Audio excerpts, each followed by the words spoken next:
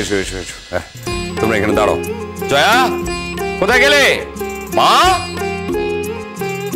ও মা! আরে কাউকেই তো দেখছি না, কি ব্যাপার? এই যে ভগীরথ, বৌদি কোথায়? বউ এসে দাঁড়িয়ে থাকবে নাকি? না, বড় বৌদি তো বরণডালা সাজাচ্ছে, এক্ষুনি এসে পড়বে। মাও আসছে। আসলে আপনাদের এই গাড়ির শব্দ শুনে আমি ছুটে এসেছি। বেশ করেছো, তুমি তো নাচতে পেলে আর কিছু চাও না। তা তুমি এসে তো কোনো লাভ নেই, তুমি তো আর বরণ করতে পারবে না। বাবা, আমি কি উপরে যেতে পারি? আমার খুব টায়ার্ড লাগছে। আর কিছুই না, অ্যাকচুয়ালি এই কদিন ধরে তো প্রচন্ড ধকল গেল। আর এমনিতেও তো বরণ তো বউকে করবে, আমার তো কিছুই করার নেই। উমা, এটা কি বলছো আয়ুষ? আরে বাবা, তুমি আর বউ একসঙ্গে এসেছো, দুজনে জোর বাঁধা আছে। বরণ হওয়ার আগে তুমি কি করে একা একা আগে বাড়িতে ঢুকবে? যা, এত তাড়াতাড়ি সব ভুলে গিয়েছো?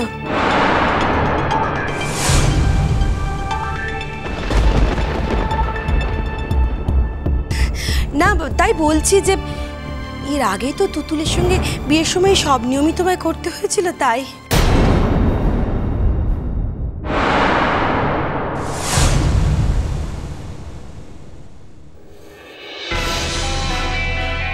তোমার কি এখানে কোনো কাজ আছে কুহেলি? কেন দাদা? বাড়িতে নতুন বউ এসেছে, তাই আনন্দ করে দেখতে এলাম। আপনি এরকম করে বলছেন কেন?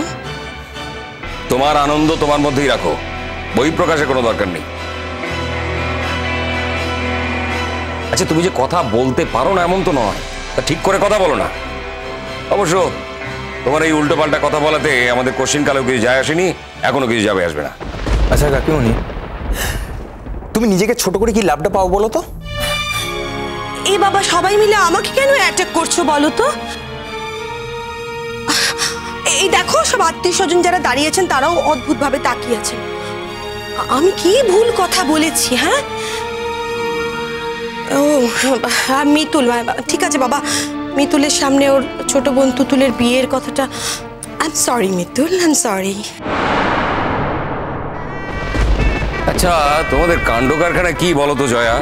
আমি তো বেরোনোর সময় ফোন করেছিলাম, তারপর মাঝপথে এসে ফোনে জানিয়েছি, তারপরও তোমরা রেডি থাকলে না কেন? না, আসলে দীপে গাছ কৌটোটা খুঁজে পাচ্ছিলাম না, খুঁজতে গিয়ে দেরি হয়ে গেল। এটা কোনো কাজের কথা হলো না। দাদা, আমরা এসে গেছি তো, আর বকাবকি করবে না। চলো দিদি, চলো, দাঁড়িয়ে আছে ছেলে মেয়েগুলো। আয়ুষ, তোমার শরীর ঠিক আছে তো বাবা? ভালো আছে আন্টি। মিতুল, ভালো আছো? ভালো আছি আন্টি। মোটেই না, শুনেছি খুব কান্নাকাটি করেছো, সব খবর রাখি। কান্নাকাটি আবার কিসের? অবশ্য প্রথম প্রথম মেয়েরা বাপের বাড়ি থেকে যখন শ্বশুর বাড়ি আসে তখন কান্নাকাটি করে ঠিকই, কিছুদিন বাদ থেকে আর কান্নাকাটি করবে না। তখন শ্বশুর বাড়ি বাপের বাড়ির থেকেও বেশি আপন হয়ে যাবে। এই বাড়িটাকেই আঁকড়ে ধরে থাকতে ইচ্ছে করবে, দেখবে মিতুল। আসলে স্বামী সংসার এমন একটা জিনিস না,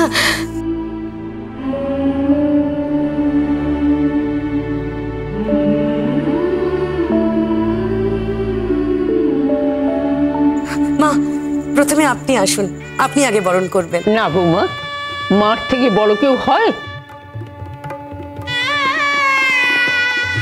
তুমি আগে বরণ করো, তুমি করো, তারপর আমি করব। এই সায়ন, ওখানে দাঁড়িয়ে রয়েছিস কেন বাবা? দেখার ইচ্ছা, এদিকে আয়, কাছে আয়। সত্যি তো সায়ন, এদিকে আয়, তোর বৌদির কাছে আয়। না বড় মা, আমি এখানেই ঠিক আছি।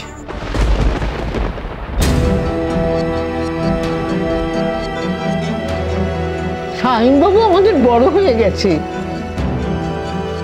একটু বেশিই বড় হয়ে গেছে। কালকে এতবার করে বললাম আমার সঙ্গে থাকতে, থাকলো না।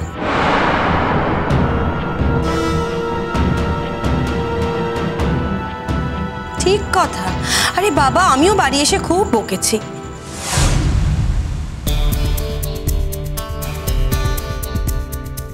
সবাই থাকলো আর তুই আর টুয়া চলে এলি? সেই তো টুয়াকে তো দেখছি না, টুয়া কোথায় গেল?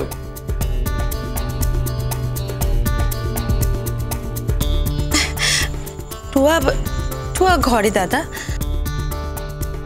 আর বলবেন না, আসলে ছেলে মানুষ তো, ওর তো বুদ্ধিটা এখনো পাকেনি।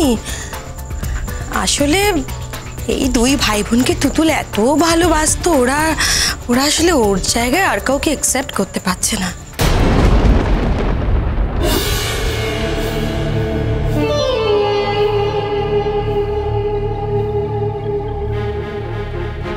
কোহেলি, এখন কি এই কথাগুলোর বলার কোনো দরকার আছে? কেউ কি জানতে চেয়েছে? বারে দাদাই তো জানতে চাইলেন যে টুয়া আসেনি কেন। এখানে তো দেখছি সাধারণ কথা বলাও খুব বিপদ। দিদি তুমি শান্ত হয়ে বরণ করো তো, আশেপাশে অনেক কথা হবে, কান দিও না, বরণ করো।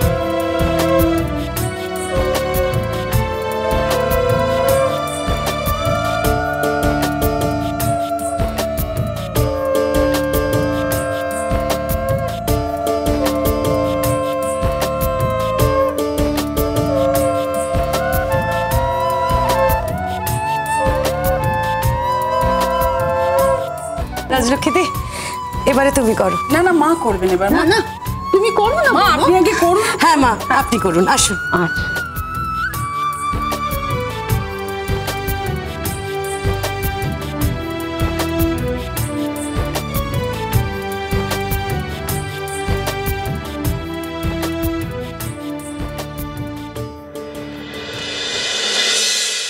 বরণ করে বউ ঘরে ঢোকাও না, তারপর কাল যে কি হবে জানি না, অবশ্য কি হবে, কিন্তু ভয়ঙ্কর কিছু যে একটা হবে তা নিয়ে কোনো সন্দেহ নেই। তখন এই থিঙ্গি মেয়েটাকে নিয়ে আদিক্ষেতা ঘুঁচবে। এই ডাক্তার বলে একেবারে জিভ দিয়ে জল গড়িয়ে পড়ছে সবার। চির সুখে থাকো, আনন্দে থাকো, শান্তিতে থাকো। তোমরা ভালো থাকলেই আমার ভালো লাগবে সবচেয়ে বেশি, তাই না? জয় দি।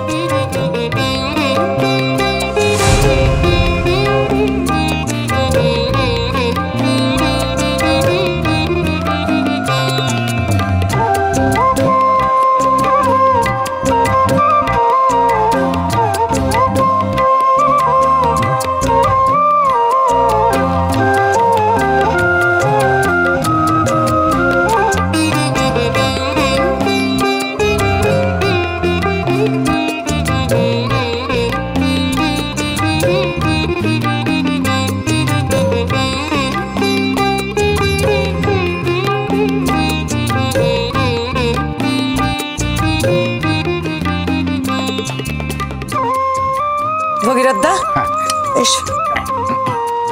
দিদি একটু ধরুন। পেতে দাও। হ্যাঁ,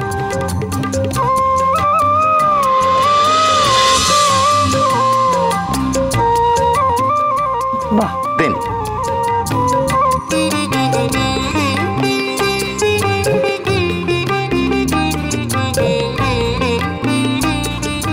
পেতুল, এই কাপড় পেতে দেওয়া হলো। তুমি এবার পাটা দুধে আলতায় ডুবিয়ে এই কাপড়ের ওপর দিয়ে হেঁটে আমাদের ঘরে এসো।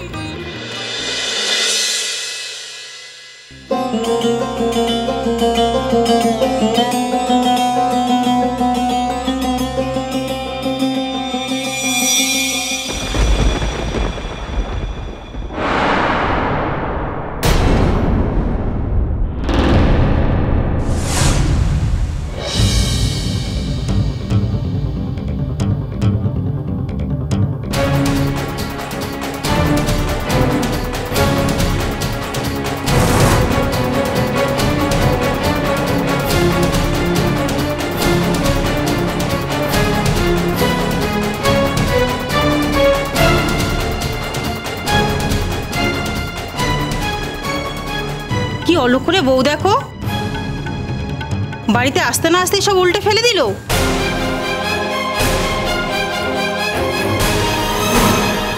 যা বলেছো, একটু ধীরে সুস্থে চলতে হয় তো। এমন কিছু কচি খুকি তো নয়, ধিঙ্গি মেয়ে, চলাফেরা দেখো।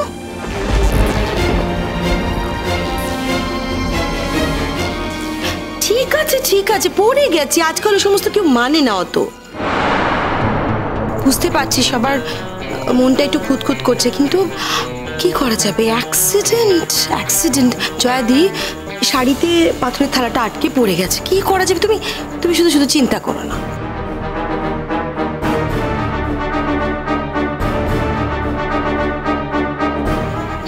না আন্টি, আমার শাড়িতে কিন্তু পাত্রটা এইভাবে পড়ে যায়নি।